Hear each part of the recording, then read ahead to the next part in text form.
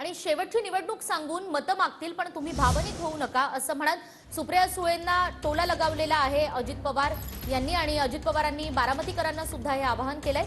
तर सुनेत्रा पवारांना बारामती लोकसभेसाठी उमेदवारी जाहीर करा अशी एका कार्यकर्त्यानं मंचावर जात अजित पवारांकडे विनंती केली आहे। तर लवकरच बारामतीसाठी उमेदवार जाहीर करेन असंही अजित पवार यांनी म्हटलंय। जर कोण भावनिक होतील, कोण आणखीन काही सांगतील, कोण म्हणतील आमची आता ही शेवटचीच निवडणूक आहे, अमकच आहे तमकच आहे, आता खरीच शेवटची कधी होणार आहे मला माहिती नाही, परंतु सतत असंच सांगितलं जातं।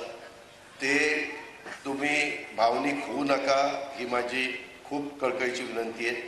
तुम्हाला ह्या कामाचं सातत्य टिकवायचं असेल आणि बारामतीचा नमस्कार उमेदवार जाहीर करा, वहिनी साहेबांना फक्त वहिनी साहेबांना जाहीर करा यांच्या समोर सगळ्या समोर।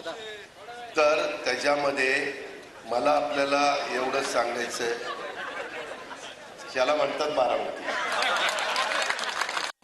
उद्याच्या लोकसभेची निवडणूक आधी येणार आहे, नंतर विधानसभेची निवडणूक येणार आहे।